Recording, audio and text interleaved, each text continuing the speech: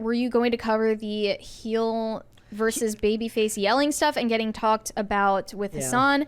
If you did already, I must have missed it. Also, Borax, so good. Yeah, we didn't talk about it. What is this? So Az from Heel vs. Babyface just goes on this rant, and it's really good. It's really good, and it's really. And Hassan Piker basically said like he should be lobotomized for seeing this way, and it's proof that conservatives are evil and all this stuff. And they made a really big deal about it. And like, look, I personally, like, I'm one of those people where I might have thought what he was saying, like, or been annoyed, but also I've kind of steeled myself that this is just the world we live in now. So when you go somewhere and you see people saying, like, you know, asking you to put your pronouns and stuff, like, I've just kind of, I roll my eyes and I move on with it. But it was a bridge too far for him, and it was annoying. And he goes off on this unbelievable rant, and it went super mega viral on Twitter. Maybe we should talk about it. So, I mean, it's possible. I mean, that might even come up. Phil might want to talk about it tomorrow.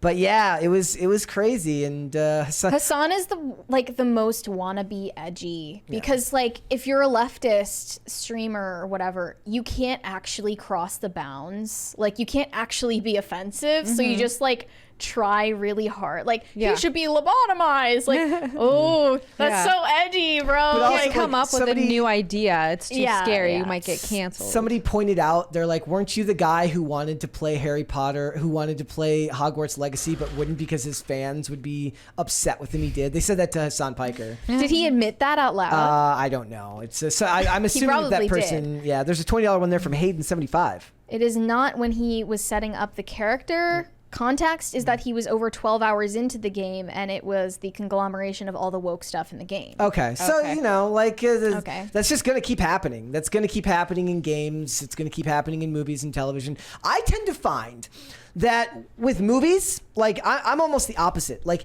it's when the movie bombards you at the beginning of it that it bothers me. Because what it always feels like now is they try to get it out of the way early on. Like when we went and watched, or no, you didn't go to Transformers Rise of the Beast.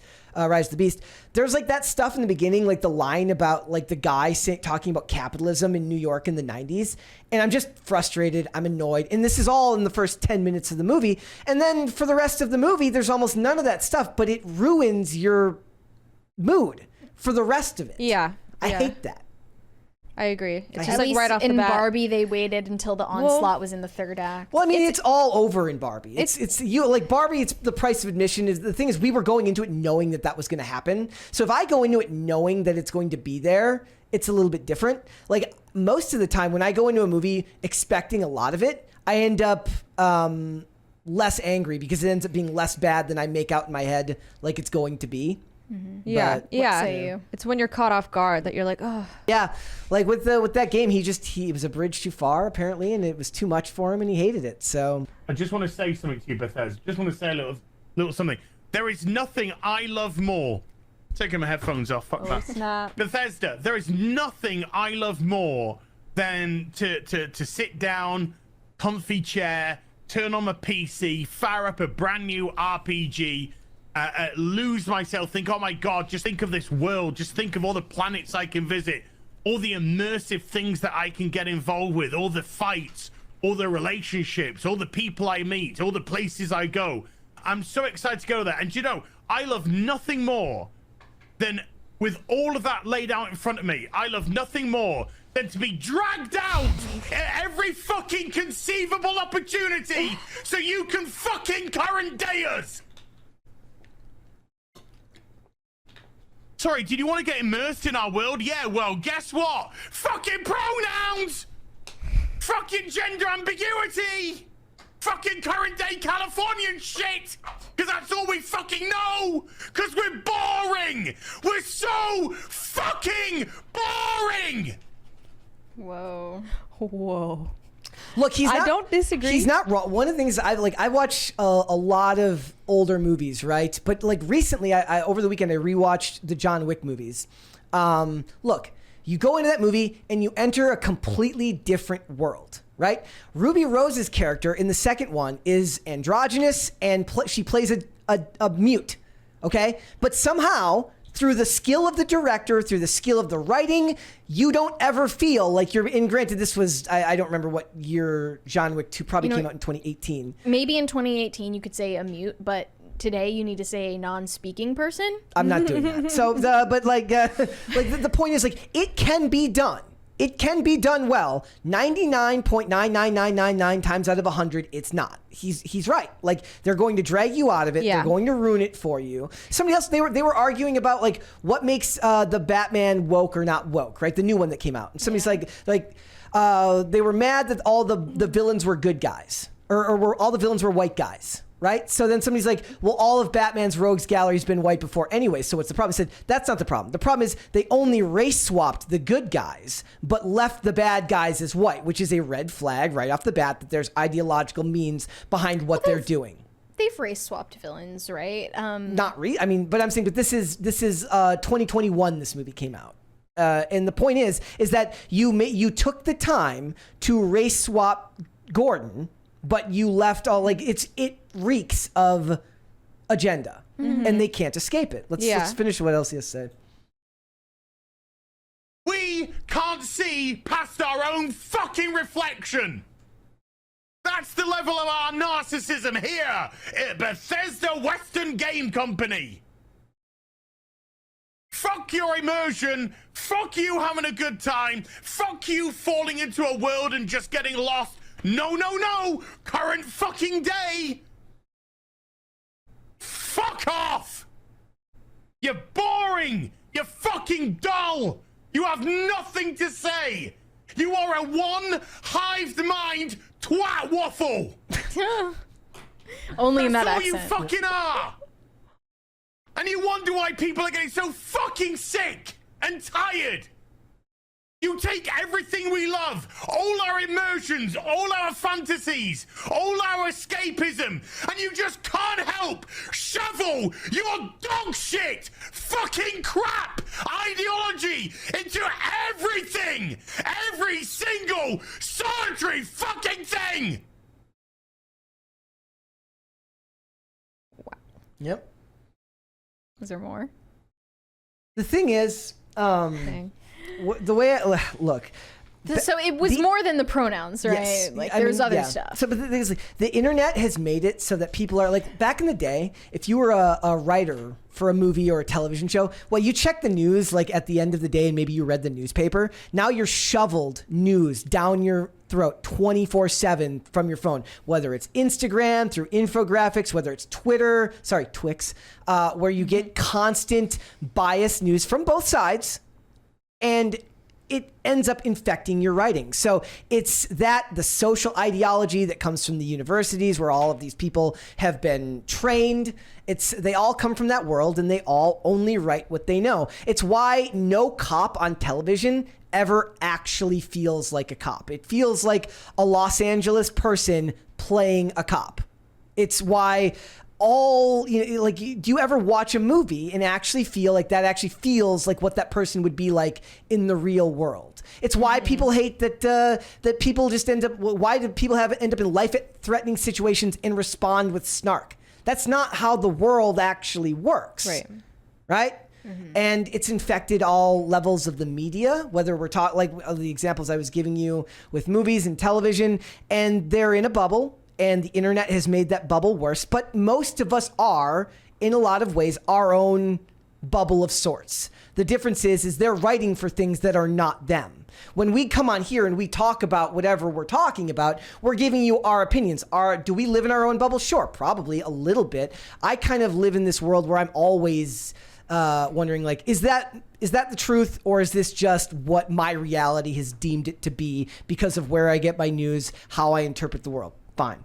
But for them, they're not writing we're talking about ourselves. We're talking about our opinions on things, so it's naturally going to be biased. They're writing for stories that have a grander scale and more importance than that, but they're not giving it the grace and the honor of the importance it deserves. They're just writing it within the context of their own worldview, and it is boring. It is lame. It does scream of a lack of creativity. He's not wrong. Because like school teachers, I think the writers think, I'm in a position of authority here that I can use to influence people.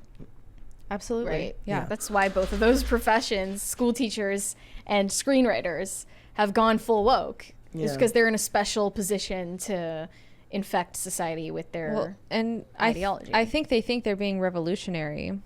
Like they're adding to some kind of a revolution where they are slowly infiltrating pop culture by constantly asserting things that they deem controversial but are really not, and are controversial, yes, but not in the ways that they think they are.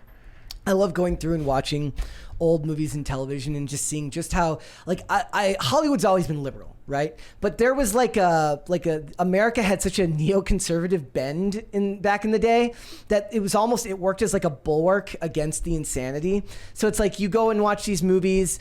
I love whether we're talking war movies from anything about the Iraq War or Afghanistan, like Hollywood wants to sympathize with Iraq and Afghanistan. They do. But neoconservative America at the time, they're like, NASCAR dads aren't going to buy this. So somehow they ended up back in the middle by finding ways to humanize the characters that were portrayed as the bad guys. And that actually works because it makes the story more interesting. Now, because America is heavily leftist or liberal, and nobody gives any attention to the other 50%.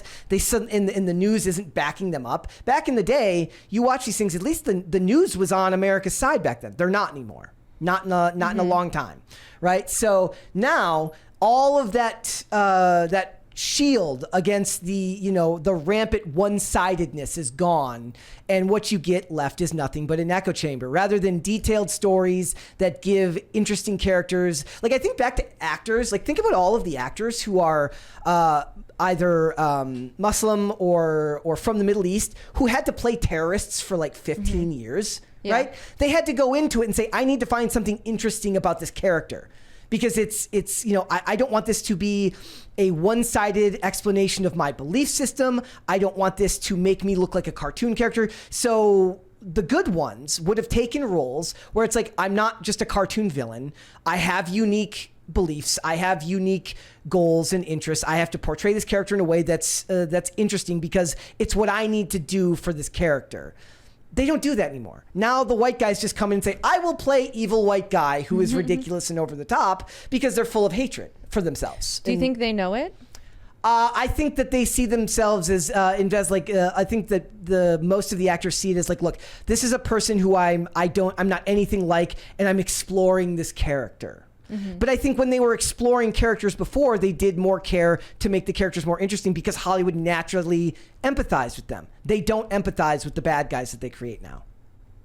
They just want them to be cartoon villains because they see them that way. I don't think Hollywood always saw them as the villains before. It's just what society dictated them to be. I thought that you